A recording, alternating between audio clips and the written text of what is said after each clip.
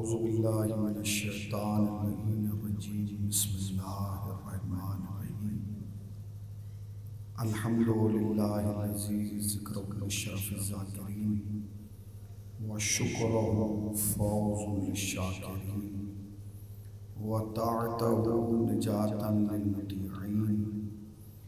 अस्सलातु वस्सलामु अला रसूलिस सक़लैन महबूबे रब्बिल मशरक़ैन व रब्बिल मग़रिबैन वलीयुद्दारैन इमामिल क़िबलतैन जद्दिल हसन वल हुसैन अबिल क़ासिम मुहम्मद।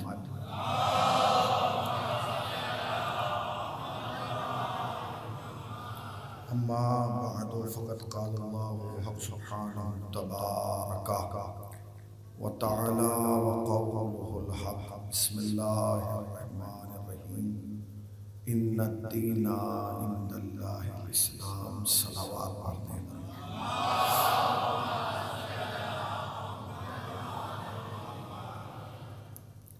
थोड़ा थोड़ा आगे आ जाए, इस जगह को पुर कर लें, ज़रा ज़रा सहमत ना हो, थोड़ा थोड़ा सा आएंगे तो अच्छा लगेगा। ज़रा ज़रा सा थोड़ा थोड़ा सा आगे आएंगे।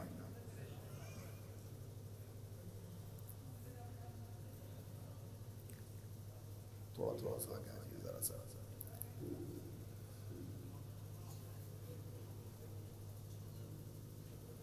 लायक़ सदे एहतराम लौकाबा और हाज़िरीन फ़र्शियसा, ये सिलसिला मजालिस जिसका आगाज़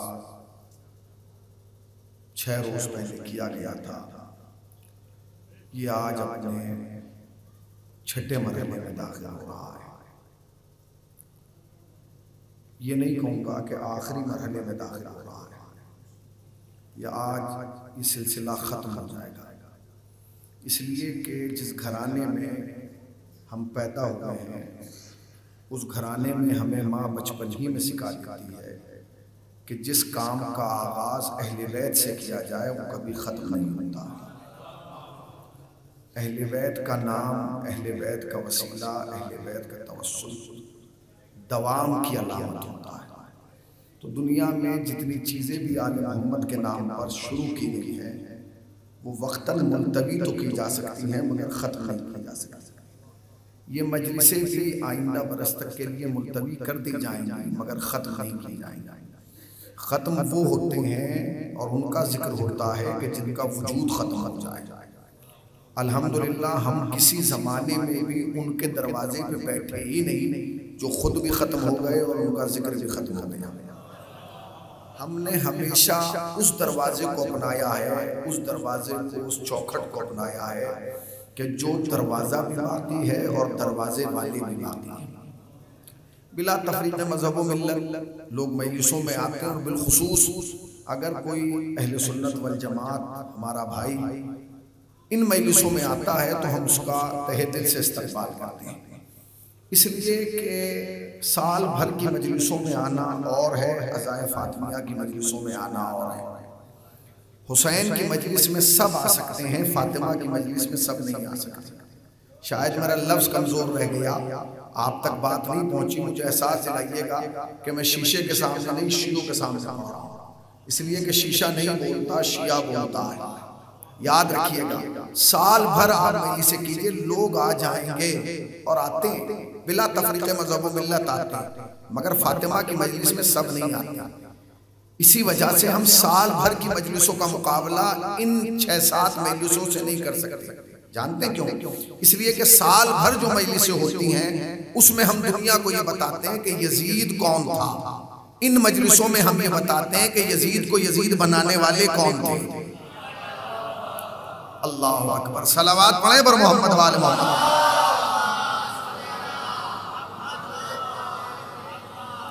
एक और सलावत पढ़ दे बर मोहम्मद वाले।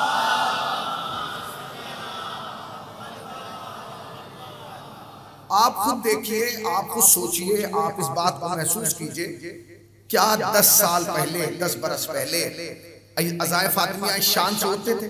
नहीं, आते थे, गुजर जाते थे। मगर मौलाना अब इन चंद सालों से 13 जमादुल उला से लेकर 3 जमादुल सानी तक लोगों ने मुसलसल अशरे रखे हैं, खमसे रखे हैं, मजालिस का प्रोग्राम रखा है।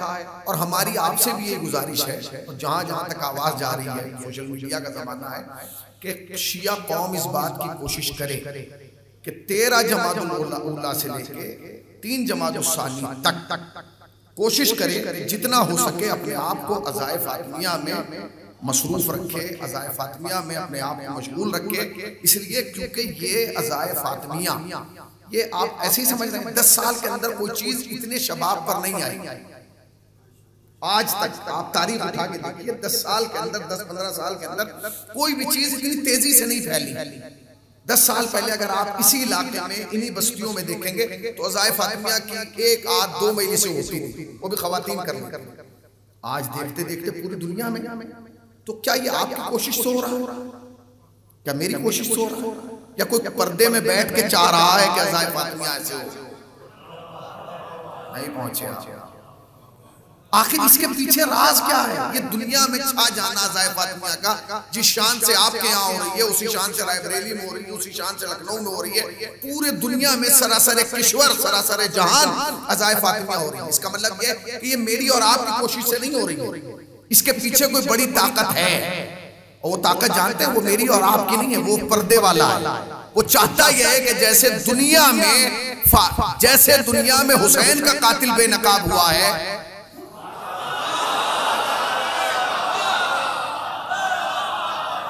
वैसे इस पूरी कायनात में ज़हरा का कातिल भी बेनकाब। ये कोशिश है, ये हमारी आपकी कोशिश नहीं है। मैंने पोस्टर छपवा दिया, मैंने लोगों को बोला, ना ना ना, कोई ताकत है जो इस काम के लिए आमादा कर रही है। खाली अब अगर मैं ये कहूं तो भेजा ना होगा कि लोग कहते हैं कि उलमा ने अज़ादारी के लिए क्या किया। आप जाके देखिए, अभी चंद दिनों पहले दुनिया का सबसे बड़ा जुलूस अज़ाए फातिमिया का नजफ शरफ, कई हजार उलमा पापयादा सरबरहना बाहर निकले। और कौन निकले? हमारे और आपके जैसे नहीं, वो मुज्तहिदीन जो साल साल भर अपने घरों से बाहर नहीं निकलते, अज़ाए फातिमिया पे वो भी बाहर निकलते हैं और दुनिया को बाहर निकल के बताते हैं कि फातिमा के नाम पर निकलो और फातिमा के नाम पर बोलो और फातिमा के हक में ज़बान खोलो। इसलिए कि आज अगर तुमने यहाँ फातिमा के हक में बोला, महशर में फातिमा तुम्हारे हक में बोलेगी।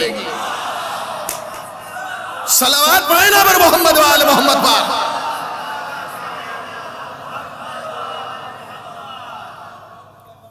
ये क्या है? ये एक तहरीक है, ये एक मिशन है, ये एक हदफ है, ये एक मकसद है। और हम जूं अज़ाए फातिमिया को बढ़ाते चले जाएंगे, आप यकीन जानिए ज़हूर इमाम के करीब आते जाएंगे।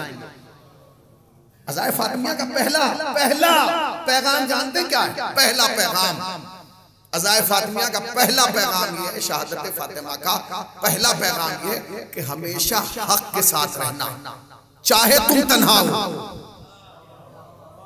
मगर तुम हक के साथ रहना। और करीब आ जाओ, चाहे पूरा शहर हुकूमत के साथ हो मगर तुम हक के साथ रहना। इसलिए कि हो सकता है कि शहर तादाद में होके, अक्सरियत में होके बातिल पे हो, मगर अगर तुम हक पे हो तो आज ना सही मगर आने वाली तारीख तुम्हें याद रखेगी। आप कहेंगे कैसे? मैं आपको जिंदा दलील दे रहा हूँ इसी जमाने की। छोड़ दीजिए आप, मैं किताबों की बात क्यों करूं, मैं तो आपके सामने की बात कर रहा हूं। इस हिंदुस्तान में 1000 चैनल हैं जो आपको खबरें दिखा रहे हैं। हर आदमी चैनल से पहचाना जाता है, फला टीवी का एंकर, फला न्यूज का एंकर, फला एंकर। एक एंकर को निकाला गया, उसके अंदर कौन से सुर्खाब के पर्दे? पूरी दुनिया में इनकलाब आ गया। एंकर तो हर चैनल पर बैठा है। इसका मतलब यह है कि वो जो हर चैनल वाले हैं उनका हदफ कुछ और है। थोड़ा सा तवज्जो दें ताकि मैं अपनी बात आप तक पहुंचा सकूं। वो जो 1000 चैनल पे खड़े होकर बोल रहे थे उनका हदफ कुछ और था, और ये जो तन्हा बोल रहा था इसका हदफ कुछ और है। वो तन्हा था, वो भीड़ का हिस्सा नहीं था, मगर वो तन्हा होके जीत गया। तुम तादाद में होके हार गए। कमाल है, तुमसे एक सच बोलता हुआ पत्रकार तो खामोश ना किया गया। और तुम ये चाह रहे हो कि फातिमा की आवाज दब जाएगी। फातिमा हजारों बरस पहले बोली थी कि मैं झूठ नहीं बोलती। फातिमा ने हजारों बरस पहले दरबारे खिलाफत में खड़े होकर कहा था कि मैं झूठ नहीं बोलती। लोगों की समझ में नहीं आया था कि फातिमा क्या कह रही है, मगर आज हर हुकूमत वाले के मुंह पे ये जुमला तमाचा है कि अगर तुझे अपने रसूल की बेटी की बात पर यकीन नहीं है तो फिर दीन का ठेकेदार बना क्यों बैठा है।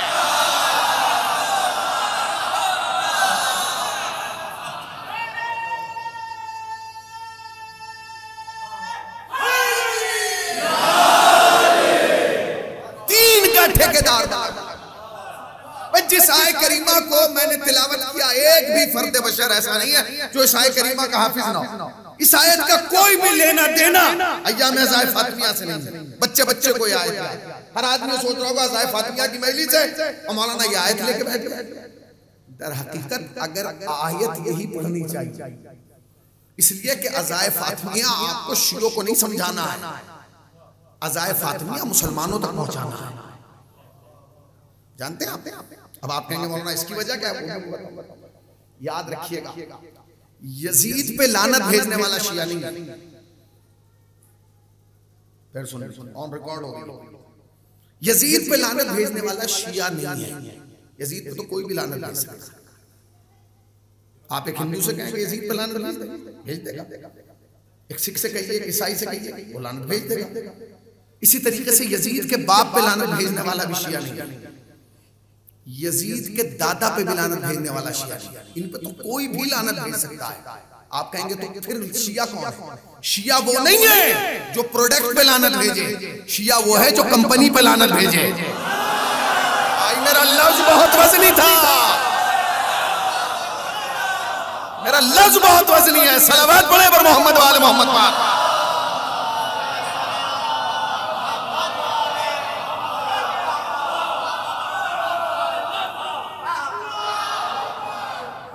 उसे नहीं कहते। अल्लाहु अकबर, सलामत रहे।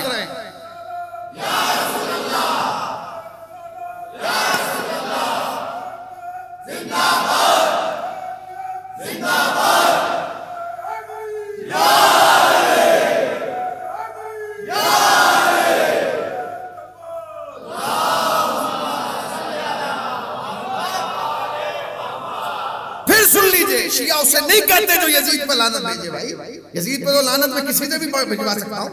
आप पान के खोखे पे जाइए, को खाओ, यजीद पे लानत भेजिए, उसमें क्या फर्क है? भेज देगा लानत। शिया उसे नहीं कहते जो प्रोडक्ट पे लानत भेजे, शिया उसे कहते हैं जो कंपनी पे लानत भेजे। अगर ये कंपनी ना होती तो ऐसे प्रोडक्ट दुनिया में ना आते।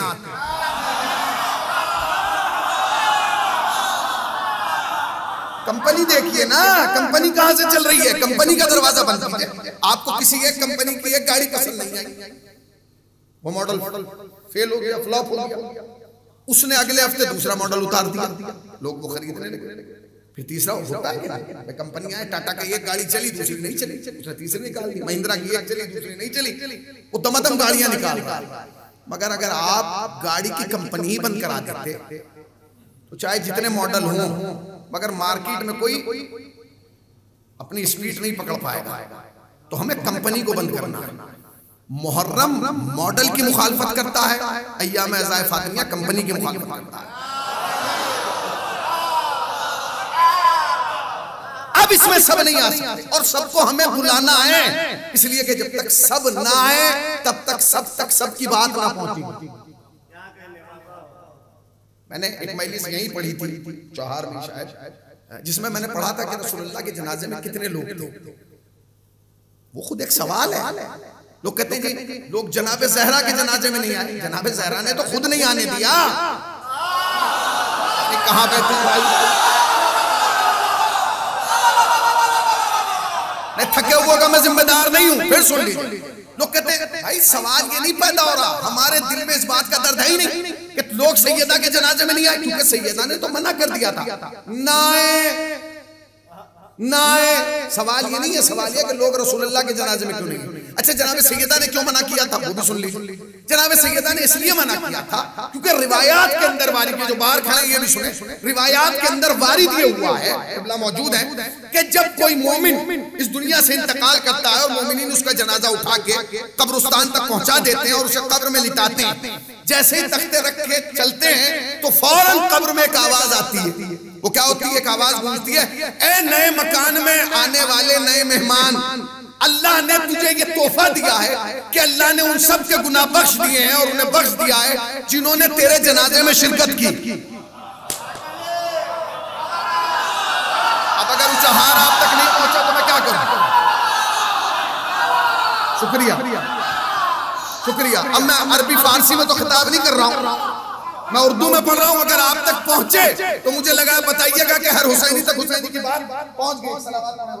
क्या उसको बिठा दो, चले ना चले, बैठ जाए। अब मैं तो ठीक है, अब चले ना चले बंद कर दो। सलावत पढ़ाएं मोहम्मद वाले मोहम्मद।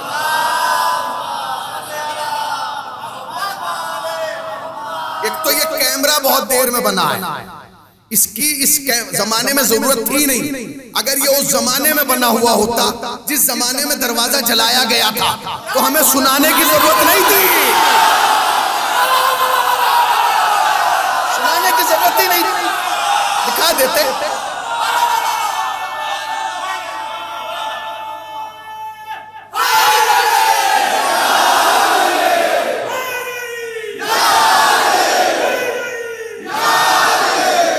सुनाने की जरूरत ही नहीं थी, हम तो दिखा देते।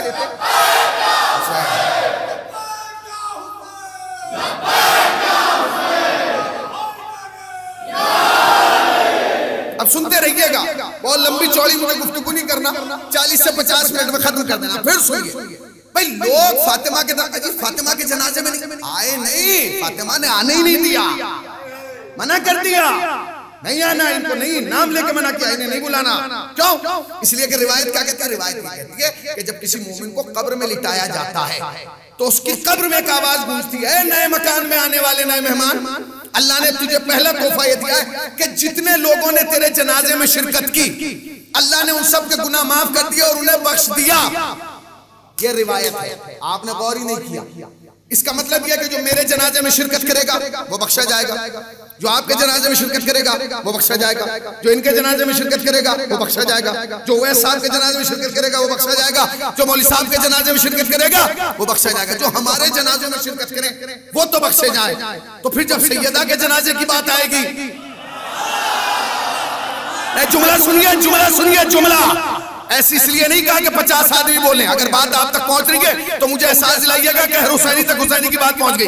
इसका मतलब यह है कि हमारे जनाजे का मयार ये है कि अगर कोई हमारे जनाजे में आ जाए तो वो तो बख्शा जाए। अब सैयदा ने क्या कहा? या अली, मेरे जनाजे में फला को ना आने देना, फला को ना आने देना, फला को ना आने देना। इसका मतलब यह है कि मशीयत फातिमा यह है कि कायनात बख्शी जाए मगर ना फला बख्शा जाए, ना फला बख्शा जाए, ना फला बख्शा जाए।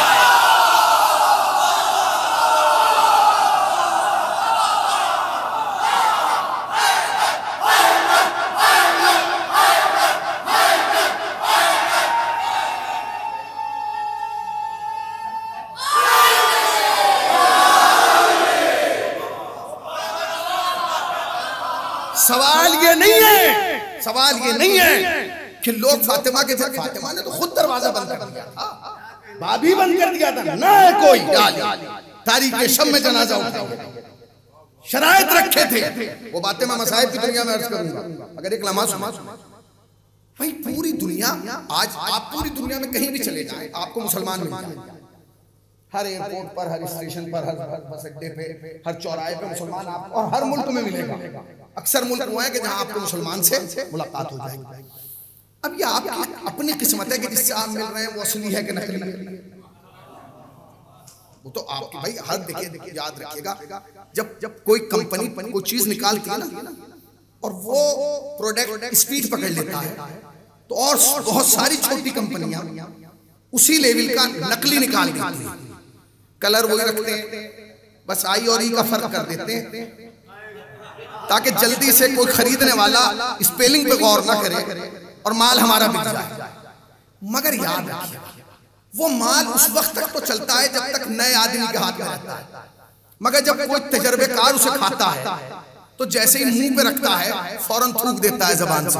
कभी क्या कह लेंगे इसकी पैकिंग उस जैसी है मगर माल नकली। क्यों? इसलिए क्योंकि इसका जायका वो नहीं पहुंचा। बस यही हुआ आलम इस्लाम के साथ। जब इस्लाम ने स्पीड पकड़ना शुरू की ना तो कुछ कंपनियों ने अपना नकली माल डाल दिया और वो सोच रही थी कि असली के चक्कर में नकली भी निकल जाएगा, मगर ऐसा नहीं हुआ। इसलिए कि निकलता कैसे, निकलने के लिए बहुत सारे दरवाजे थे, हर दरवाजे पर रोका गया और बताया गया ये असली है ये नकली है। कभी मुबाहिला के दरवाजे पे, कभी गदीर के दरवाजे पे, कभी सिफीन के दरवाजे पे, कभी जमल के दरवाजे पर रोक रोक के बताया ये असली ये नकली। अब ये जो कहा जा रहा है कि खुदा के नजदीक पसंदीदा दीन इस्लाम है, तो इस्लाम में 73 फिरके हैं। कितने? 73।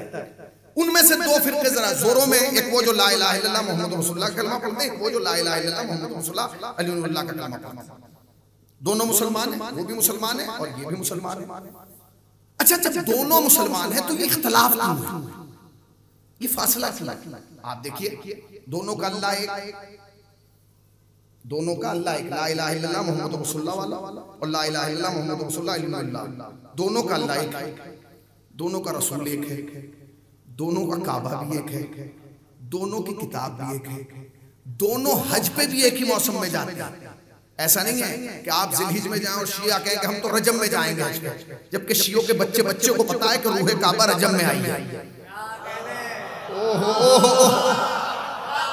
रूहे काबा रजब में आई है, मगर फिर भी जा रहे हैं। इत्तिहाद का आलम यह है कि वहां जाके जैसा लिबास हम पहनते हैं वैसा ही आप पहनते हो, जैसा आप पहनते हैं जैसे आप सर मुंडाते हैं वैसे हम मुंडाते हैं, सर में भी कोई फर्क नहीं। हद यह है इत्तिहाद का आलम यह है कि जिस एक को आप चूमते हैं उसी को हम भी चूमते हैं, और जिस 3 को आप मारते हैं पत्थर हम भी उन्हीं को मारते हैं। आज तक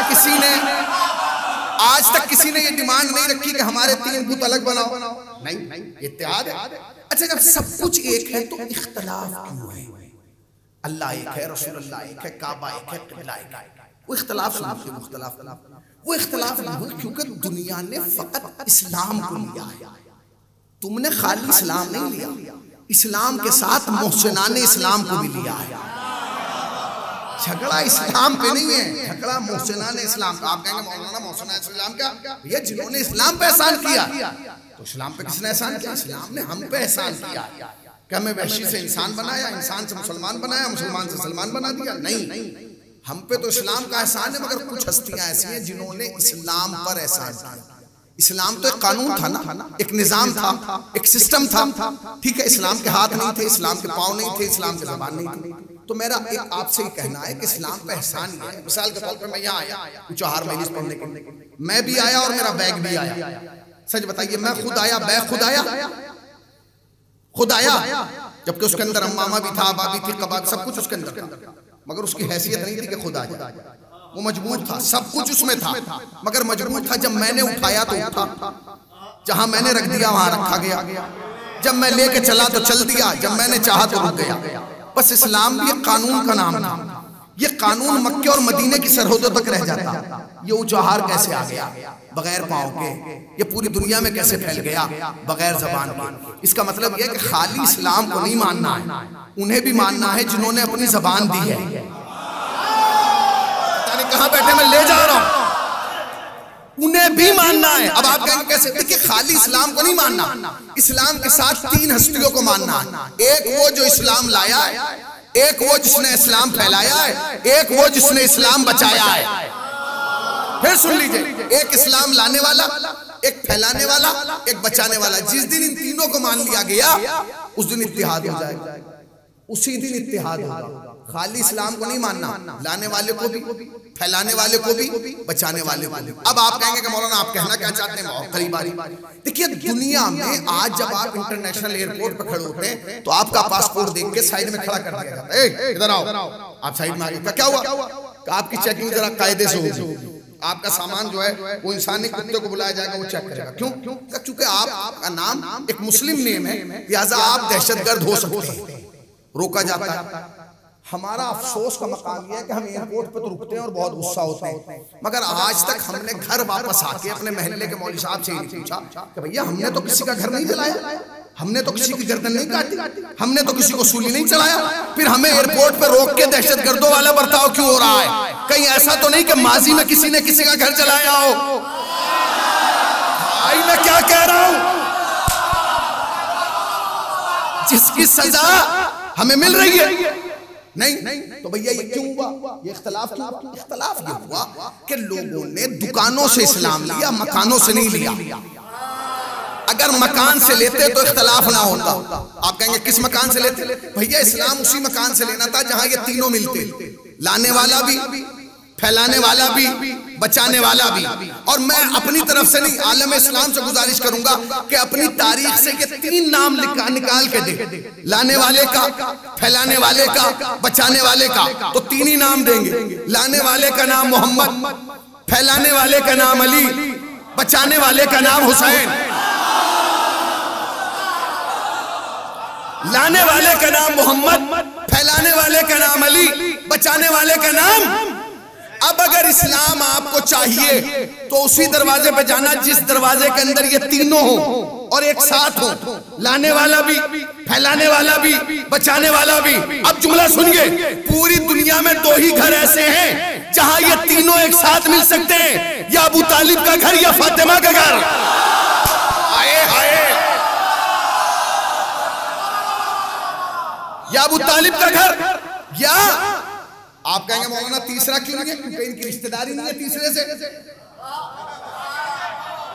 अरे भैया तीसरे से इनकी रिश्तेदारी नहीं है, इन्हीं दोनों से इन तीनों की रिश्तेदारी है। आप कहेंगे इन तीनों से क्या रिश्तेदारी? मैं बताऊंगा। लाने वाला अबू तालिब का भतीजा, फैलाने वाला बेटा, बचाने वाला पोता। आए हाय आए हाय, लाने वाला भतीजा, फैलाने वाला बेटा, बचाने वाला पोता। तो रिश्तेदारी किससे हुई? तो जाके किससे लेना चाहिए? इस्लाम दर अबू तालिब से। दूसरा घर है फातिमा का, इन तीनों से बस फातिमा की रिश्तेदारी है अबू तालिब के बाद। लाने वाला बाप, फैलाने वाला शौहर, बचाने वाला बेटा। मगर आलम इस्लाम की कमजरफी तो देखिए, अबू तालिब के दरवाजे पे लिख दिया काफिर ताकि कोई जा ना पाए, बचा सैयदा का दरवाजा, वो दरवाजा ही जला दिया। अब सुनिए, ये अज़ाए फातिमिया गली गली, नुक्कड़ नुक्कड़, चौराहा चौराहा इसलिए की जाएगी ताकि दुनिया को पता चले कि जले हुए दरवाजे के बाहर कौन है, जले हुए दरवाजे के अंदर कौन है। कितनी बड़ी जनाब सैयदा के साथ कितनी बड़ी दुश्मनी, आप सोच नहीं सकते। दुनिया में सबसे ज्यादा दुश्मनी अगर किसी जात के साथ की गई है तो जनाब सैयदा की। कितनी दुश्मनी करेंगे आप किसी के साथ? एक हद होती है, एक लिमिट होती है, वो लिमिट क्रॉस कर, वो हदें पार कर। देखिए हमारे आज इस समाज में हम रहते हैं, उसमें दुश्मनी के दो कानून। पहला कानून ये कि आदमी को खत्म कर दिया जाए, मार दिया जाए, उसको मौत के घाट उतार दिया जाए ताकि उसका नाम निशान मिट जाए। सारी कोशिशें की, फातिमा को मिटा पाए? बोलिए, मिटा पाए? क्यों नहीं मिटा पाए? इसलिए कि जब मिटाना चाहते थे तो नस्ल इमामत आगे बढ़ी और बढ़ के कहा जब तक मैं हूं फातिमा है। फिर सुन लीजिए, नस्ल इमामत ने आगे बढ़ के कहा जब तक हम हैं फातिमा है। और जुमला कह रहा हूं, याद रखिएगा, इमामत अली की नस्ल में नहीं है, इमामत फातिमा की नस्ल में है। आपका सुकूत बरहक है, मगर अब इसका जब मैं जवाब दूंगा तो शायद आपका सुकूत टूटेगा। इमामत अली की नस्ल में नहीं है, इमामत सैयदा की नस्ल में है। अगर इमामत अली की नस्ल में होती तो अब्बास भी इमाम होता। अगर इमामत अली की नस्ल में होती तो जनाब अब्बास भी इमाम होते। तो पहला काम आलम इस्लाम ने क्या किया? सैयदा को मिटा दिया। जब मिटाना चाहते थे तो नस्ल इमामत आगे बढ़ी। किसी ने छठे इमाम से सवाल किया, मौला ये बताइए कि आपकी जद्दा के दो निकाह हुए थे, एक जमीन पे एक आसमान पे, मेहर भी दो दिए गए, एक जमीन पे एक आसमान पे, बारातें भी दो गई, एक जमीन पे एक आसमान पे, तो नस्लें भी तो दो होंगी। कहाँ दो हैं? क्या आसमान वाली का नाम इमामत है, जमीन वाली का नाम सादात है। अरे पता नहीं कहाँ बैठे। अच्छा आसमान वाली को तो कोई मिटा नहीं पाया, जमीन वाले को मिटा देंगे? अरे बोलिए, जमीन वाली को मिटा देंगे? अगर मिटा पाते तो अब तक मिटा दिया होता।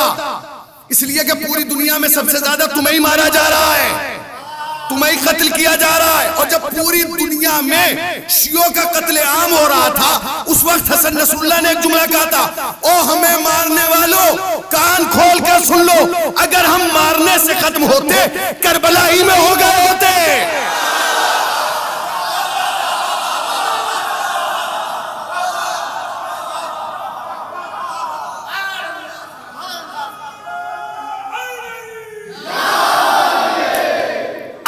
मारने से खत्म होना होते करबलाई। अब पूरी दुनिया खत्म हो जाएगी मगर दो चीजें बाकी रहेंगी, या औलाद फातिमा या दुआए फातिमा।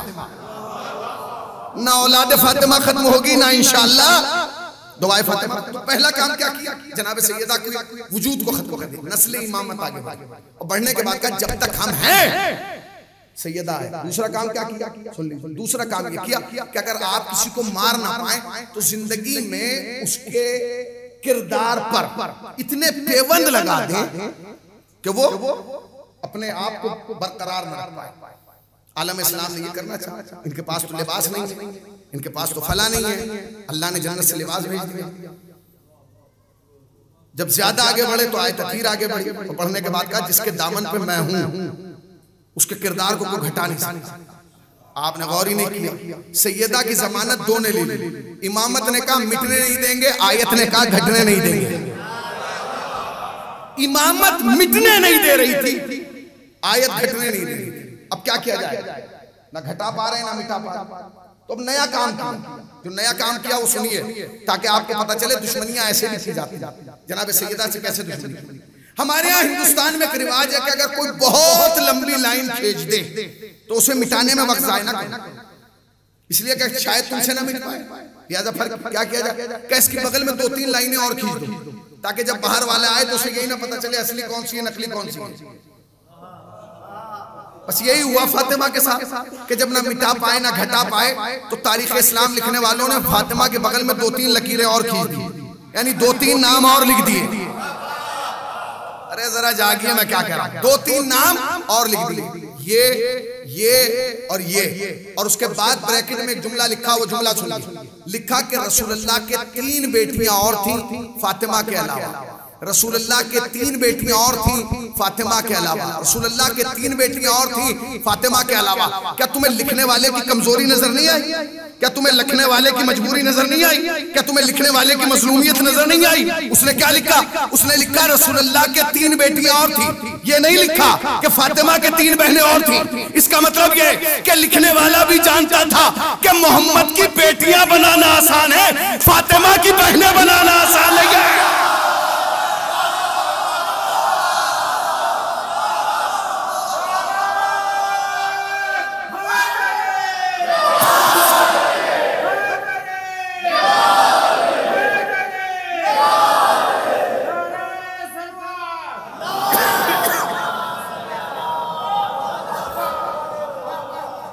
फातिमा की बहनें बनाना लिख दिया गया।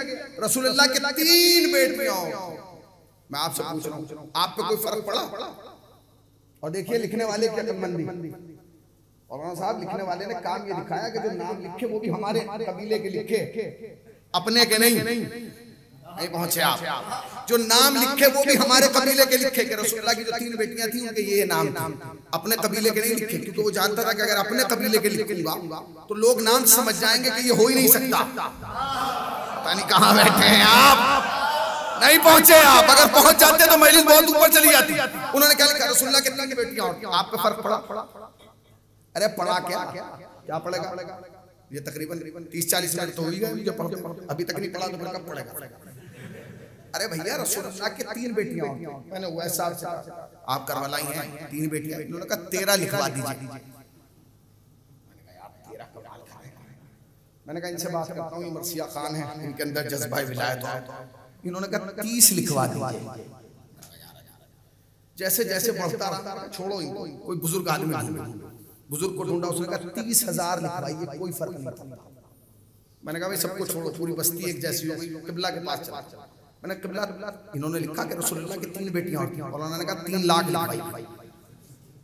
मैंने कहा जिसे देखो बढ़ा रहा है तो घटा ही नहीं रहा, ये आखिर बढ़ा क्यों? इसलिए कि शिया कौम के बच्चे को मां बता देती है कि अहले बैत को मानना तेरा काम है, बचाना नहीं। बचाना काम अल्लाह का है। इनकी इज्जत की जिम्मेदारी अल्लाह ने ली है। पूरी तवज्जो, इनकी इज्जत की जिम्मेदारी अल्लाह ने ली है। तू क्या लिखेगा तारीख में? तूने यही तो लिखा ना कि नबी के 3 लाख बेटियां थी। फर्क क्या पड़ रहा है? इसलिए कि तू तारीख में यही लिख सकता है कि नबी के 3 लाख बेटियां थी, मगर जहां ये लिखेगा वहीं ये भी लिखेगा कि बेटियां तो 3 लाख थी मगर नवासे 2 ही थे, या हसन था या हुसैन था। हो गई मजलिस, हो गई।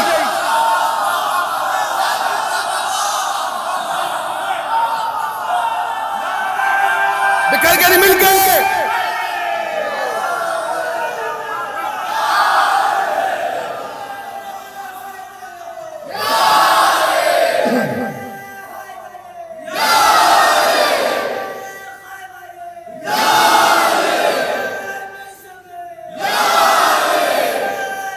सलामत रहिए।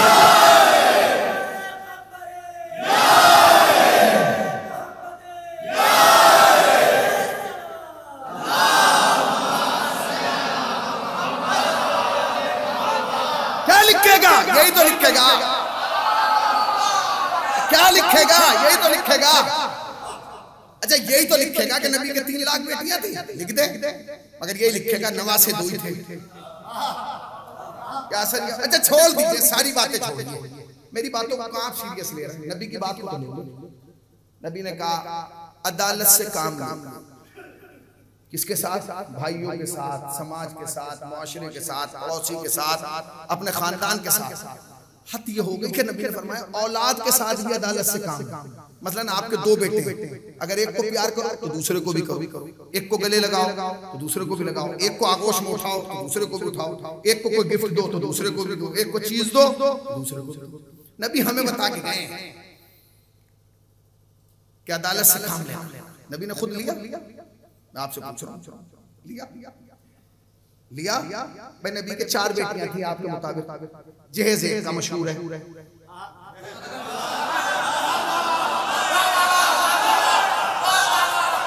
जहेज का मशहूर है, जहेज फातिमी।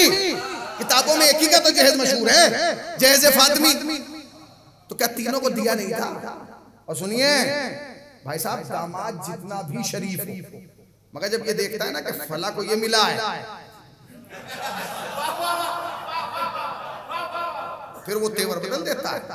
अच्छा किसी के 4 दामाद हो, उसने मसलन मिसाल के तौर पे 3 को कुछ नहीं दिया, चौथे नंबर वाले को जो बाइक देगी तो बेचारा मजबूरी में पहले 3 को भी देगा, वरना वो उसे टॉर्चर करते हैं। देखा तेरे बाप ने उसे बाइक दे दी, हमारे अंदर कौन सी कमी? ठीक है, जिस जमाने में आप जिस मॉडल के आप हैं उस मॉडल में बाइकें नहीं थी, समझिए इस बात को, ठीक है? तो वो उसको पिन करता रहता है। नबी, अच्छा दामाद शरीफ भी हो तो ये हरकत करता है, आपने गौर ही नहीं की। भाई दामाद शरीफ भी हो तो ये हरकत करता है। जनाब सैयदा का जहेज पूरी दुनिया में मशहूर है, एक चक्की, एक ये चंद बर्तन, ये औरों के क्यों नहीं मशहूर? छोड़ दीजिए, आप मौलाना के पास है, किबला मेरी बेटी का निकाह है, किबला पहुंचे। सबसे पहले लड़की के बाप को बुलाया, भाई मेहर क्या होगा? बाप ने क्या कहा? किबला मेहर होगा फातिमी। मौलाना ने लिख लिया मेहर फातिमी। पहुंचे, पहुंचने के बाद कहा फला बिनते फला, क्या तुम्हारा मेहर फातिमी 107 तोला चांदी पर फला इब्ने फला से पढ़ूं? क्या तुम मुझे अपना वकील मुअय्यन करती हो? उसने कहा किबला इजाजत है, निकाह पढ़ दिया। मौलाना ने निकाह पढ़ दिया। तुमने यही सुना कि नहीं आज तक मेहर ज़ैनबी सुना? अबे भाई बेटियां अगर 4 थी तो मेहर भी तो 4 होते, जहेज भी एक का, मेहर भी एक का। चलो सारी बातें खत्म कर। शायद इसलिए मशहूर नहीं हो पाया क्योंकि 3 के रवाबित बाप से अच्छे नहीं थे। बाप क्योंकि बाप से परेशान थी ना, क्योंकि बाप एक बेटी को चाहता था, लिहाजा तीनों ने दूरी इख्तियार कर ली थी कि लो अब्बा जितनी मोहब्बत करना है फातिमा से कर लो, हमें छोड़ दो बकौल आपके। तो ठीक है, याद रखिएगा बेटियों का मिजाज जानते क्या? बेटियों का मिजाज ये कि जिंदगी भर बाप के दरवाजे पे ना, जिंदगी भर बाप से ना मिले। मगर अगर बाप को पता चल रहा है, बेटी को पता चल जाए कि मेरा बाप इस दुनिया से चला गया, तो पाप रहना दौड़ के आती है और ऐसी आती है कि फिर मोहल्ले को बताना नहीं पड़ता, उनकी चीखें बता देती हैं कि बेटियां आई हैं। अरे कहां बैठे, अरे बेटियां आई हैं, बेटियां आई हैं, होता है कि नहीं? चीखें बताती हैं कि बेटियां आई हैं। अरे भाई कौन है? मरहूम की बेटी। हाँ, जब भी इतना तड़प कर रो रही, क्योंकि बेटियां जीनत होती है ना जनाजे की। कमाल ये, तुम छोड़ दो, हमें आना ना दिखाओ, कई मुसलमानों का चुप कराना दिखा दो। जैसे सैयदा के लिए कहा, अली फातिमा से कहो या दिन में रो या रात में। तो अगर और बेटियां भी थी, कहां बैठे हैं आप? अगर और बेटियां भी थी तो उन्हें चुप क्यों नहीं कराया गया? इसका मतलब कोई रोई नहीं, इसका मतलब कोई रोई नहीं। और सुनिए, अगर किसी के खुदा बेटा ना दे, बेटियां ही दे, और 4 बेटे हो, बेटियां हो या 5 बेटियां हो, तो लोग कहते हैं परेशान ना होइए, दामादी बेटा बन जाता है। होता है कि दामादी बेटे का रोल अदा करता है? बोलिए हाँ या ना? और जब घर से ससुर का जनाजा निकलता है, क्योंकि बेटा तो है नहीं, लिहाजा क्या कहा जाता है? दामाद आए, क्योंकि अब तो यही बेटे ये उठाएंगे। कमाल है। चलो बेटियां रोती हुई नहीं आई, बेटियों की चीखें नजर नहीं आई, दामाद क्या मर गए थे? भाई अली के अलावा कोई दामाद तो आता जो नबी के जनाजे को कांधा देता। इसका मतलब ये कि बेटियां भी नकली थी, दामाद भी नकली थे।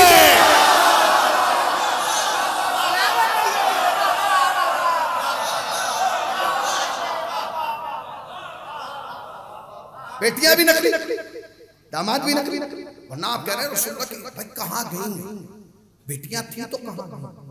दामाद थे तो कहां गए? छोड़ दीजिए। याद रखिएगा, जनाजे पे जो रौनक होती है ना किबला, वो चंद लोगों से। पहले देखा जाए आदमी कितना बड़ा मरा है, उस एतबार से जनाजे में भीड़ होती है। फिर ये देखा जाता है इसकी रिश्तेदारी कहाँ कहाँ है, इसकी ननिहाल कहाँ की है, दनियाल कहाँ की है, उस एतबार से जनाजा बढ़ता है। फिर ये देखा जाता है ससुराल कितनी मजबूत है। अच्छा, किसी की एक ससुराल हो तो जनाजे में उतनी भीड़, 2 हो तो उतनी भीड़, 3 हो, और किसी ने खुदा न खास्ता 4 शादियां की हो तो फिर ससुराल का एरिया बढ़ेगा, जनाजे में भीड़ बढ़ेगी। यहाँ तो 9 थी, अगर हर घर से 2-2 आ जाते। सारी तारीखें फातिमा के बुग़्ज़ में जानी जानी, सारी तारीखें। और हम हमारा यानी हमारी क्या कहना चाहिए कि मुश्किल ये है कि हम काम नहीं करते, हम नहीं काम, इसको मानिए, इसको तस्लीम कीजिए कि बहुत सारी खताएं हमारी और आपकी। मसलन मैं बताऊंगा आपको, एक मैं आपको छोटी सी मिसाल, जरा सी, कल क्या दिन है भाई? इतवार है। तारीख क्या है? 25, जोर से बोलिए। कल है 25 दिसंबर। 25 दिसंबर क्या है? Christmas day. पूरे हिंदुस्तान में ईसाई कितने हैं? हर स्कूल में मनाया जा रहा है कि नहीं? हर स्कूल में मनाया जाएगा। क्या? किसका जन्मदिन है? किसका यौम विलादत है? किसका बर्थडे है? किसका?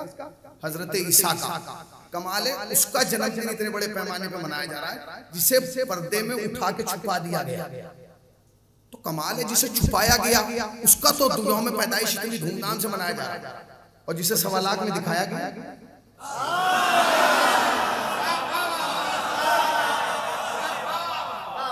हमने काम नहीं किया, मानिए, इसे मानिए, हमने काम नहीं किया। आज ये देखिए, पूरे भारत के अंदर किसी का भी स्कूल हो, सारे स्कूल इस मुल्क में ईसाइयों के नहीं है, हिंदुओं के भी।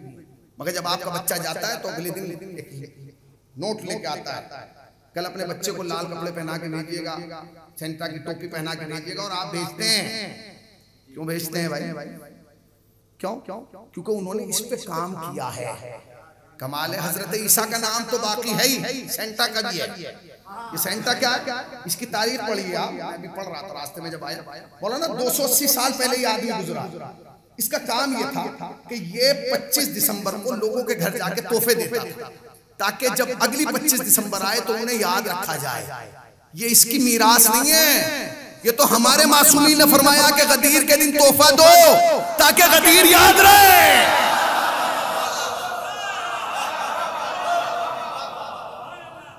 हमारे यहाँ आएंगे कि गदीर के दिन तोहफे दो, एक दूसरे को ईदी दो ताकि तुम्हारे बच्चों को गदीर याद रहे। हमारे बच्चे को 25 दिसंबर याद है, 18 गदीर याद नहीं है। हमारे यहाँ 24 दिसंबर को बच्चा कहता है रात को सेंटा आएगा और तोहफे देके जाएगा, मगर आज तक उसे ये नहीं बताया गया कि 18 गदीर को भी तुझे तोहफा मिलेगा, क्योंकि हमने काम नहीं किया। सबसे बड़ा प्लेटफॉर्म हमारे पास, सबसे बड़ा स्टेज हमारे पास, सबसे बड़ा मजमा हमारे पास, मगर हम अपने मजहब को लोगों तक नहीं पहुंचा पाए। खुदा की कसम कोशिश कीजिए कि इस मुल्क में गदीर कम से कम ऐसे तो मनाई जाए जैसे लोग क्रिसमस मनाते हैं। 18 गदीर ऐसे तो मनाई जाए जैसे लोग 25 दिसंबर मनाते हैं। कमाल है। ईसा का जलवा हो, ईसा के नाम का चर्चा हो, या यूं कह दिया जाए मरियम के बेटे का जिक्र हो, फातिमा का तस्करा क्यों नहीं हो? क्योंकि हमने काम नहीं किया। ये जो अज़ाए फातिमिया पे भी काम हुआ ये हमारा नहीं है, ये तो फिर मैंने वो जुमला कहा पर्दे वाले का। अब इसके सराहत देखते हैं। अब मैं आपको देखिए, हमारे यहाँ बच्चों को बहुत सारी चीजें याद कराई जाती है। चारों कुलमा याद करा देगी, अल्लाह एक, पंजतन 5, इमाम 12, ठीक है, मासूम 14, करबला की शहीद बात। दो चीजें ऐसी हैं जिस पे काम नहीं। एक तो है दीवाने अबू तालिब। हद अकल अगर हमारी माए अपने बच्चों को 10 शेर भी याद करा दे ना दीवाने अबू तालिब के, तो कम से कम लोगों को ये पता चल जाए कि ये नात कहना तुम्हारे शायरों का काम नहीं है, अबू तालिब का काम है। दुनिया में पहली नात किसी और ने नहीं, अली के बाप ने कही है। दूसरे खुतबे फिदक, खुतबे फिदक बच्चों को याद होना चाहिए। अगर अरबी में भी ना हो, उर्दू में होना चाहिए। जैसे लोग हमारे यहाँ घरों में हदीस किस्सा पढ़ते हैं, माओ से गुजारिए घरों में बैठ के खुतबा फिदक पढ़े उर्दू में, कम से कम पता तो चले। खुतबा फिदक को आप सियासत के निगाह से ना देखिए, खुतबा फिदक को आप मजहब के दायरे में ना देखिए। खुतबा फिदक तुम्हारी मीरास है, मीरास है। अगर तुम्हें मार्फत का दरवाजा खोलना है तो खुतबा फिदक पढ़ना। ये हमारे पास इसके अलावा क्या है? ये अगर फिदक का मामला ना होता तो करबला भी ना होती, ठीक है। कुछ काम और हुए हमारे यहाँ इन मिंबरों से हुआ है, वो भी सुन लीजिए। वो क्या हुआ? पिछले 15 साल से इस मिंबर से एक ही नारा लग रहा है, खैबर कब तक पढ़ोगे, खैबर कब तक उखाड़ा जाएगा, खैबर कब तक सुनाया जाएगा। नतीजा ये हुआ कि 10 साल से इस मिंबर से खैबर नहीं पढ़ा गया। किसी ने इक्का दुक्का नुक्ता पढ़ दिया तो पढ़ दिया। आज इस बच्चे से पूछो कि खैबर पास हज़रत अली ने उखाड़ा था, आगे पता ही नहीं, क्योंकि पढ़ा नहीं गया मिंबर से। मौलाना हम तो ये सोचते थे ये हमारी कौम की आवाज है कि फिदक ना पढ़ा जाए, खैबर ना पढ़ा जाए। अब जब इसके राज खुले तब हमें पता चला कि ये तो दुश्मन की साजिश है। इसलिए कि अगर तुमने खैबर ना पढ़ा और लोग खैबर भूल गए तो फिर फिदक कैसे साबित करोगे कि आया कहां से था? कि मैंने कहा था अगर खैबर ना पढ़ा गया और फिदक आप डायरेक्ट पहुंच गए, हर आदमी कहेगा इसका रूट क्या है, ये आया कैसे, क्यों?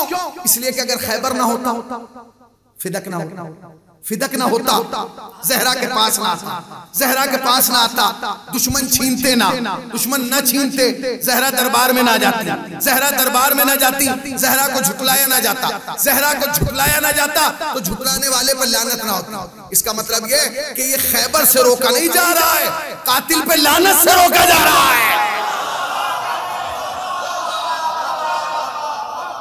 उसको क्लियर करें, उसको क्लियर करें। अगले बरस जब ये मजलिस हो, हर खतीब का एक उन्वान हो, तबला आप खैबर पढ़ेंगे। फिदक कहां से आया है, कितने दिन फिदक पे काम हुआ है, उसकी इनकम कितनी थी, उसके हुदूद अरबा कहां तक थे, खुद ये सवाल है। जब फिदक जनाबे अमीर का जमाना आया तो जनाबे अमीर ने वापस क्यों नहीं ले लिया? हुकूमत इख्तिदार में क्यों? जब हजरत अली आए, जब हजरत अली को खिलाफत मिली तो आप वापस ले लेते। जनाबे अमीर ने क्या जवाब दिया? अल्लाह अकबर। जनाब अमीर ने कहा कि सैयदा तो इस दुनिया से जा चुकी थी, फिदक छिन चुका था, एक लानत का सिलसिला था, क्या तू ये चाहता है कि वो सिलसिला में फिदक लेके वापस रोक देता? नहीं पहुंचे। इसका मतलब यह कि अमीर जनाब अमीर चाहते हैं कि कातिल फातिमा पे लानत का सिलसिला ना रुके। और करीब आ जाऊं ताकि आप और मुतवज्जो हो जाएं, और मुतवज्जो। सुनिए, खाना काबा में जनाब अमीर बैठे हैं, एक शख्स तवाफ कर रहा है। जब तवाफ कर रहा है जनाब अमीर ने उसे देखा, आपने सलाम किया, जैसे ही सलाम किया तो उसने सलाम का जवाब दिया। थोड़ी देर के बाद वो फिर जनाब अमीर को मिला तवाफ़ काबा करता। अब जनाब अमीर ने सलाम, उसे बड़ा ताज्जुब हुआ कि पहले जनाब अमीर ने सलाम किया, अब नहीं किया। जब वो तवाफ तमाम कर चुका तो जनाब अमीर के पास आया, कहने लगा मौला जब मैं पहले आया तो आपने मुझे सलाम किया, जब दोबारा आया तो मैंने सलाम, आपने सलाम नहीं किया। जनाब अमीर ने कहा जब पहले तवाफ कर रहा था तो हम पे दुरूद भेज रहा था, लिहाजा मैंने तुझे सलाम किया। सलाम का जवाब देना है वाजिब। मैंने सलाम किया, तूने जवाब सलाम दिया, दुरूद रुक गया, कोई मसला नहीं। मगर जब तू दोबारा आया तो हमारे दुश्मनों पे लानत भेज रहा था। अब मैं ये नहीं चाहता था कि तू एक लम्हे के लिए भी लानत को रोके। आए हाय आए हाय, इसका मतलब सलावात की तस्बीह एक तरफ, लानत का वजन एक तरफ। इसको समझिए। अभी तो अज़ाए फातिमिया, अभी तो कहते नहीं, अभी तो आगाज है, इसका अंजाम देखिएगा। सिर्फ दीवार पे कल परसों पता नहीं मुझे शायद हैदर के वालिद ने फोन किया, जो अपने कानपुर ज़दारी वाले हैं, इन्होंने फोन करके कहा कि क़िबला ये बताइए हम पोस्टर पे लिख दें फातिमा रसूलुल्लाह की इकलौती बेटी का मातम। मैंने कहा यही लिखा जाए, जब पोस्टर लगाएं तो उस पे लिखें रसूलुल्लाह की इकलौती बेटी फातिमा की शहादत। ये भी एक बहुत बड़ा मसला है, शहादत भी एक बहुत बड़ा मसला। मैं आपको बताऊं, मौलाना चंद बरस पहले यहाँ लखनऊ में एक प्रोग्राम हुआ अल-जवाद की तरफ से, तो अल-जवाद वालों ने कोशिश की कि मजलिसों से इस दुनिया को निकाला जाए, इस अज़ादारी को, और इसको टीवी पे ले जाए ताकि दुनिया के कोने कोने तक पहुंचे कि जनाब सैयदा की मजलूमियत क्या है। तो उन्होंने जी सलाम पे टाइम लिया। अब चैनल पे तो टाइम ऐसे नहीं मिलता, ऐसे वैसे देना पड़ता। उन्होंने पैसा दिया और दे के घंटा ले लिया कि भाई 1 घंटे के लिए हमारा प्रोग्राम ये आपके यहाँ से नशर किया जाए। उस प्रोग्राम की कुछ किस्तें थी, कुछ कड़ियाँ थी, उसमें खातून भी थी जिससे जिक्र जनाब सीधा करना था, हम थे, 2 शिया आलिम और थे, और उसमें जो खुतबा फिदक पढ़ा गया वो एक आलिम अहले सुन्नत में था। खैर वो प्रोग्राम रिकॉर्ड हो गया, हमें डेट दे दी गई कि फला दिन फला टाइम ये प्रोग्राम नशर किया जाएगा, जी सलाम पे सुनते रहिएगा और उसे लेके जाइए, ये जी सलाम पे नशर किया जाएगा। खैर कोई बात नहीं। अब पता चला कि प्रोग्राम नशर होने से 2 दिन पहले फोन आया, क़िबला वो आपका प्रोग्राम नहीं चल सकता। उन्होंने कहा क्यों नहीं चल सकता, क्या मुश्किल है?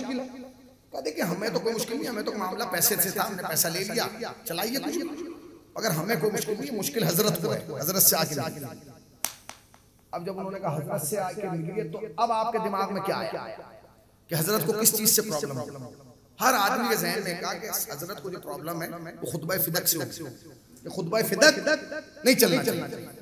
खैर कोई बात नहीं। ऑफिस पहुंचे, पूछा गया भाई क्या? कहीं हमें नहीं, हजरत को प्रॉब्लम है, हजरत को बुलाया। तो कहा हुजूर आपको क्या प्रॉब्लम है इस प्रोग्राम से जो रिकॉर्ड करा दिया हमने? आप सुनिए, बात सुनिए, दकीक बात। उन्होंने कहा हमें प्रोग्राम से आपसे कोई मुश्किल नहीं जो आपने रिकॉर्ड किया, फिर टाइटल से मुश्किल है। ये जो आपने हेडिंग दी है, इसका टाइटल दिया है, इसको बदल। टाइटल क्या था? टाइटल था शहादत फातिमा। क्या लगे इसे बदलिए, इसका नाम रखिए अजमत फातिमा, बरकत फातिमा, शान फातिमा, मंजिलत फातिमा, मकाम फातिमा, आबरूए फातिमा, शहादत फातिमा। उन्होंने कहा भैया जब आपको पूरे प्रोग्राम से कोई मुश्किल नहीं है तो इसको कहा नहीं, इससे प्रॉब्लम है। क्या प्रॉब्लम है? किसी ने कहा नहीं आज प्रॉब्लम नहीं है, ये प्रोग्राम रिकॉर्ड होके हमेशा के लिए महफूज हो जाएगा यूट्यूब पे, हमेशा रहेगा, सैटेलाइट पे चला जाएगा। आज मुश्किल नहीं है, मगर आज से 10, 15, 20 साल के बाद आने वाली नस्ल जब इसे देखेगी और देखेगी शहादत फातिमा, तो कल वो हमसे सवाल ये जरूर करेगी कि मौलाना ये बताओ अगर मोहम्मद की बेटी शहीद हुई थी, कातिल कौन था?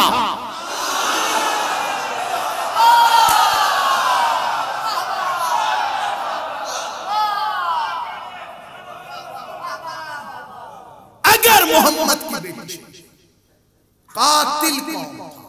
इसका मतलब क्या? इसका मतलब ये कि हर ताकत ये चाहती है कि कातिल फातिमा तक ना पहुंचा जाए, मगर अज़ाए फातिमिया के बढ़ता हुआ दायरा बार बार ये यकीन दिला रहा है। अब जो मैं कह रहा हूं उसे सुनिए, मैं आपसे कह रहा हूं क्या 25 साल पहले हमारे बुजुर्ग बताएंगे जो रीश सफीद है, क्या 25 साल पहले आपने सोचा था कि करबला में ऐसे अरबईन होगा?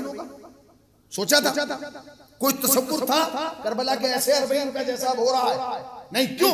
क्योंकि जब हम तसव्वुर करबला करते थे तो पहले एक शैतान आ जाता था, आता था, जो सोचते थे उसको हुर्दू में कैसे मुमकिन है, वो तो शियों के हाथ कटवा रहा है, गले कटवा रहा है, पांव कटवा रहा है, कैसे मुमकिन है?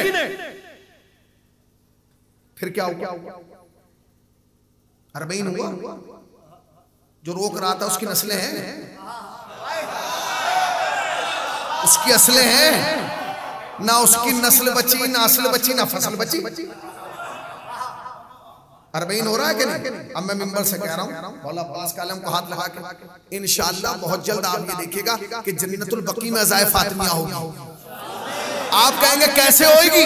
जिसने इराक में अरबईन कराया है वही मदीने में अय्याम अज़ाए फातिमिया कराएगा।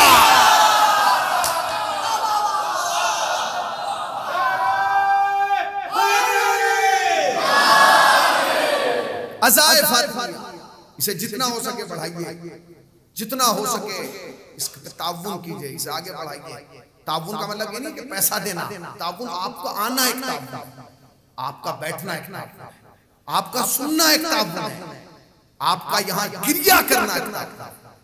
क्यों? इसलिए कि हम न रोते।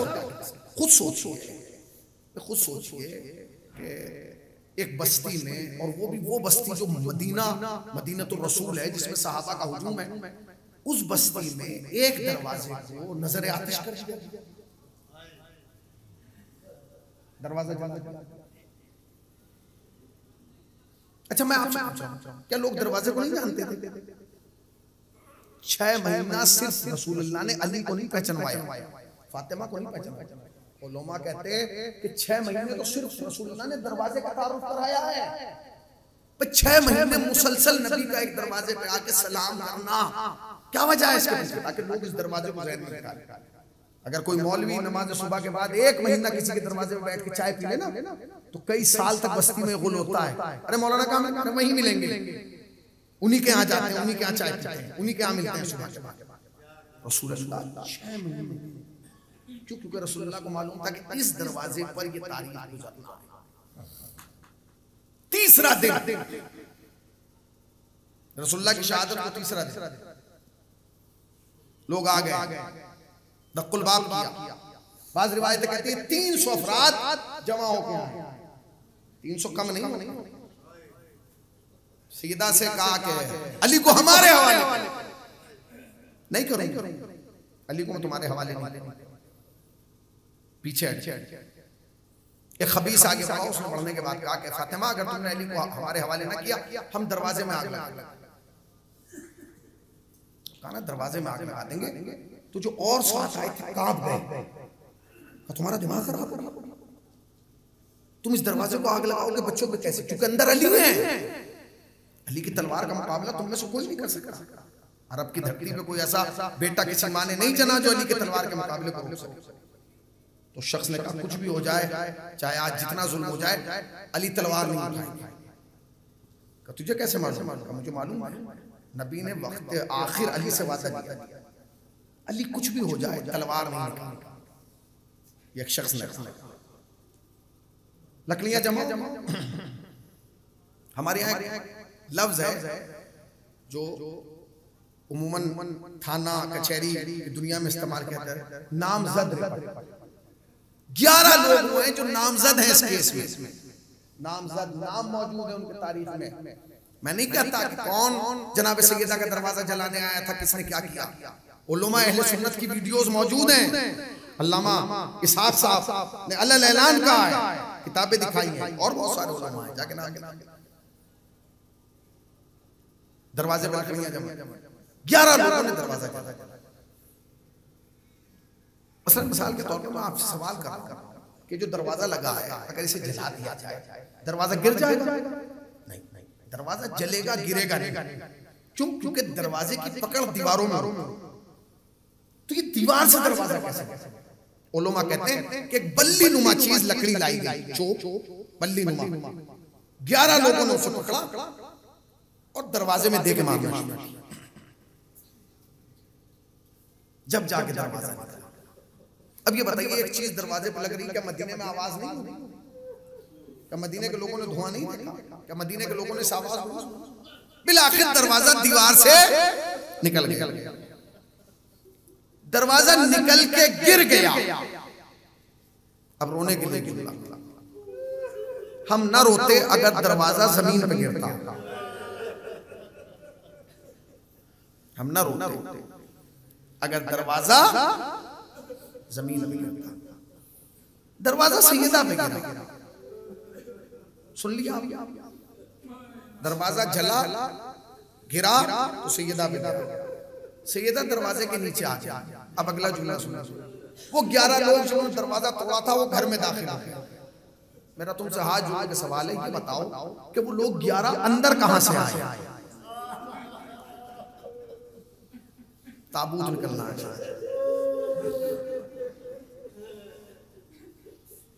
बीबी की ज़ियारत करना। जब कांधा देना तो आहिस्ता से देना, क्योंकि पसलियां टूटी हुई हैं।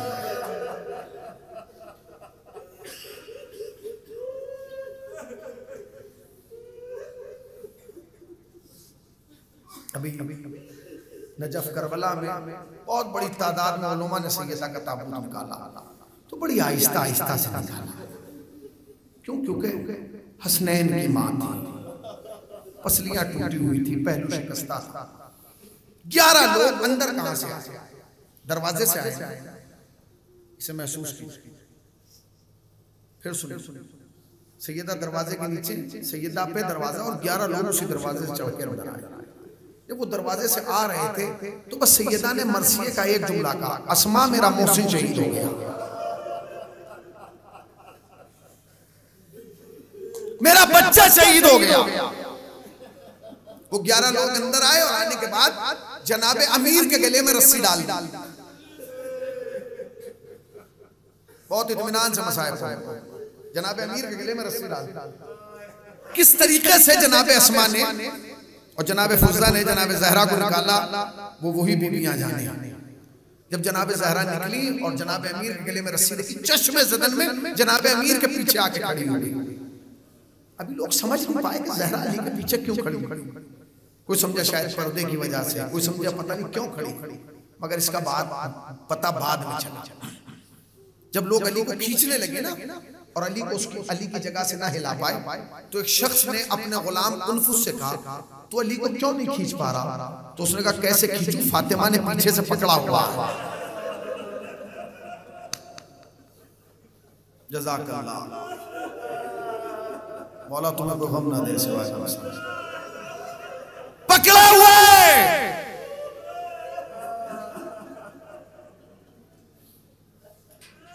पकड़ा। जनाबे अमीर ने एक पटका बांधा हुआ था, पटका कमर पे पटका बांध लेते ना बुजुर्ग हजरात। जनाबे सैयदा ने उसमें हाथ डाल। सुनोगे मसाइल, कलेजा फट जाएगा। उस शख्स ने अपने गुलाम उनफुस से कहा, कुछ ऐसा कर कि सैयदा अली को छोड़ दो। बाज़ रिवायतें कहती हैं कि तलवार का खोल दिया, बाज़ कहती है एक लोहे का ताजियाना निकाला और निकाल के फातिमा के हाथ पे मारना शुरू किया। मारता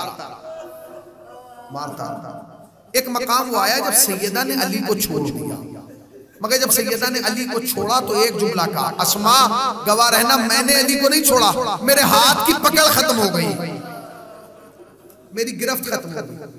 जानते जब किसी हाथ पे ज्यादा जोर से वार किया जाए ना, तो रगों में खून का दौरान खत्म हो जाता। ले गए, मदीने की गलियों से घुमाया गया। सुनो, ये मुसीबत के लम्हात हैं। निकाला गया, गलियों में घुमाया गया। जब घुमाया जा रहा था तो किसी ने देख के कहा, क्या ये वही अली है? कहा हमें कलमा पढ़वाओ, इसलिए कि जिसकी शुजाअत इतनी मशहूर। अली मस्जिद तक पहुंचे तो क्या देखा, मस्जिद नबवी की दीवारें बुलंद हो रही।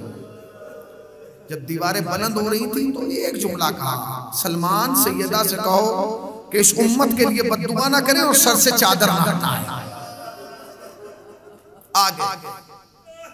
आ गए 75 या 95 दिन इस वाक़े के बाद सैयदा जिंदा रही। जो हादसा हुआ 75 या 95 दिन इस वाक़े के बाद सैयदा जिंदा रही। दो जुमले सुने। इन 75 या 95 दिन में सैयदा का एक उसूल था, जब भी अली आते थे खुद दौड़ के जाती थी और दरवाजा खोलती थी। और दरवाजा खोलते कहती थी अबुल हसन सलाम। एक दिन जनाब अमीर ने पूछा, ए फातिमा तुम आके दरवाजा क्यों खोलती हो और मुझे सलाम का मौका क्यों नहीं देती हो? कहा अली मैं इसलिए तुम्हें सलाम करती हूँ क्योंकि मैंने सुना है अब मदीने में लोग आपको सलाम नहीं करते।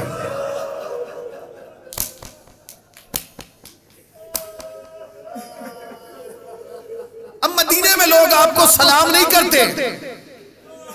अली जमीन पर बैठ गए और बैठ के कहा सैयदा अफसोस इस बात का नहीं है कि लोग मुझे सलाम नहीं करते, मैं इतना गरीब हो गया हूं कि मैं सलाम करता हूं कोई जवाब नहीं देता।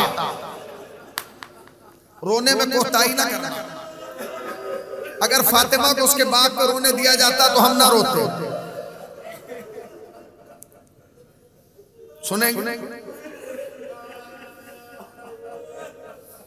तारीख ने आधी मुसीबत बयान की है, आधी नहीं की। जानते हो जब सैयदा के घर से बाबा का जनाजा निकला तो लोग अली से कह रहे थे सैयदा से कहो ना रोए, इसलिए कि रोती है तो दिन में काम में खलल पड़ता है, रात में आराम में खलल पड़ता है। ये तो मसाइब का एक रुख है ना। आओ मैं तुम्हें दूसरा रुख दिखाता हूं। जब सैयदा का जनाजा घर से निकला फातिमा ने दोनों बेटियों को कैसे संभाला होगा, अली ने कैसे संभाला होगा। बेटियां भी छोटी थी, ज़ैनब और उम्मे कुलसूम, वो भी तो रोती होंगी, वो भी तो तड़पती होंगी, उनके भी तो रोने पर पाबंदी लगाई गई। अली मुझे मुसलमानों के दरवाजों पे लेके चलो, मैं दक्कुल बाब करके कहूंगी मेरे अली की विलायत को क्यों भूल गए, गदीर को क्यों भूल गए, मेरे बाबा की वसीयत। सैयदा टूटी हुई पसलियों में मुसलमानों के दरवाजे पे गई। सुनोगे अगला जुमला, कलेजा फट जाएगा। एक दिन अली आए और बैठ गए। सैयदा ने 3 मरतबा कहा अली क्या मुझे लेके नहीं चलोगे? अली बस एक जुमला कहा, नहीं बीबी आज के बाद मैं आपको किसी मुसलमान के दरवाजे पर नहीं लेके जाऊंगा। क्यों अली? का रात मुसलमानों ने तय होकर मस्जिद में जमा होकर तय किया है कि अब सैयदा चाहे जितनी बार दक्कुल बाब करें दरवाजा ना खोलना। कितनी गरीब है। मैं आपको तारीख सुना रहा हूं ताकि आप समझें कि मुसीबत के आलम क्या। अल्लाह अकबर। वक्त गुजरने लगा, वक्त गुजरने लगा। 75 और 95 दिन में जब तक सैयदा, जब तक घर में अली रहते थे सैयदा ना रोती थी। दर्द चाहे जितना भी हो सैयदा बर्दाश्त करती थी। जब अली घर के बाहर चले जाते थे तो चीख मार के रोती थी। एक दिन अस्मा ने कहा बीबी अली के सामने क्यों नहीं रोती, अली को क्यों नहीं बताती कि इतना दर्द है? बस रो के एक जुमला कहा मेरा अली बहुत गरीब हो गया है, मेरा अली बड़ा मजलूम है। वो वक्त आ गया, वो वक्त आ गया। जो रिवायात हमारे यहाँ पढ़ी जाती है वो और है, जो हजरत आयतुल्लाह वहीद खुरासानी ने पढ़ी है वो और है। हमारे यहाँ रिवायत में ये पढ़ा जाता है कि अली गुस्ल देने के लिए कमरे में आए, सैयदा की टूटी हुई पसलियां देखी, चीख मार के रोए। सलमान ने पूछा मौला क्यों रो रहे थे?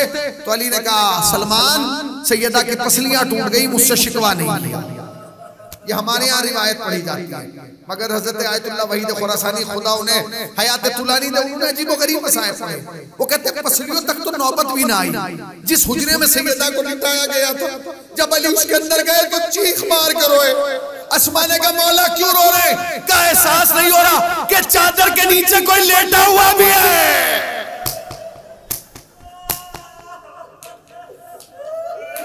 इतनी कमजोर हो गई रसूल की बेटी,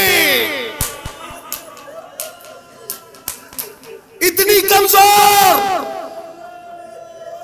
अली ने खुद गुस्ल दिया, अली ने खुद कफन पहनाया। और जब कफन पहना चुके ना, कफन पहना चुके तो तारीख कहती है कि उसके बाद जनाजा ला के सहने खाना में रखा।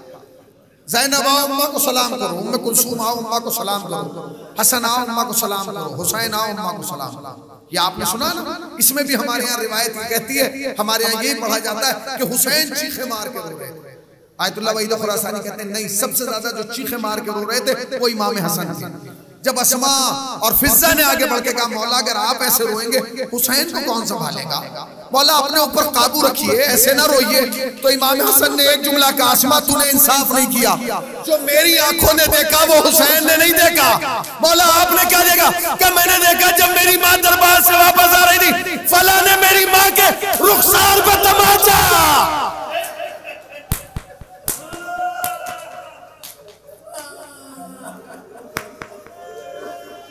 मेरी माँ के रुखसार पर। और रिवायात के जुमले यहां तक है कि जिस गली में हादसा हुआ, इमाम हसन जब तक जिंदा रहे उस गली से नहीं गुजरे। वो गली आती थी तो ऐसा लगता था जैसे आपकी रूह कब्ज होने वाली। अल्लाह अकबर। मेरा दिल चाहता है मौला बस एक तमाचा देखा, जिंदगी भर बर्दाश्त नहीं कर पाए, आइए जरा करबला देखिए सैयद सज्जाद। अब बस एक रिवायत सुन लीजिए और मजलिस रहमत तमाम, जनाजा तैयार। जानते क्यों नहीं आए, क्यों नहीं आए? मैं बताऊंगा, सुन लीजिए रिवायत। जब जनाब सैयदा इस दुनिया से जाने लगी तो आपने वसीयत की, अली मेरे जनाजे में फला फला को ना आने देना। चंद लोगों के लिए वसीयत की। तो और क्यों नहीं आए? क्योंकि अगर औरों को बुलाया जाता तो इन्हें भी पता चल जाता। अली की मजलूमियत देखो, अली की मजलूमियत देखो, कितने मजलूम थे अली। जान लोग अली के दरवाजे पे आ गए, अली सुना सैयदा दुनिया से चली गई। हाँ, जनाजा कब उठेगा? जब मशीयत फातिमा होगी, जब फातिमा का जनाजा उठेगा, जब फातिमा चाहेंगे। लो जीजो, लोग अपने घरों को चले गए। अली ने रात में ले जाके जहरा को सुपुर्द खाक। सुबह लोग फिर अली के दरवाजे पर जमा हो। इस रिवायत को सुन लीजिएगा और बस आयतुल्लाह तबसी ने भी इसको लिखा है, कलेजा फट जाएगा। इससे दर्द भरी रिवायत मैंने अपनी जिंदगी में नहीं पढ़ी। लोग सुबह को फिर अली के दरवाजे पर आए, हुजूम जमा हो गया। लोग अली से पूछ रहे थे अब जनाजा कब उठेगा, अब जनाजा कब उठेगा, अब जनाजा कब उठेगा। तारीख कहती है कि अली अंदर चले गए, किसी को जवाब नहीं दिया। जनाबे मिक़दाद दरवाजे में खड़े रहे। जब लोगों ने ज्यादा सवाल किया ना कब उठेगा, तो जनाबे मिक़दाद ने कहा अली ने सैयदा को रात दफन कर दिया। वही शख्स जिसने जनाबे सैयदा के तमाचा मारा था, उसी ने जनाबे मिक़दाद को तमाचा मारा। इतनी जोर से तमाचा मारा कि जनाबे मिक़दाद जमीन पे गिर गए।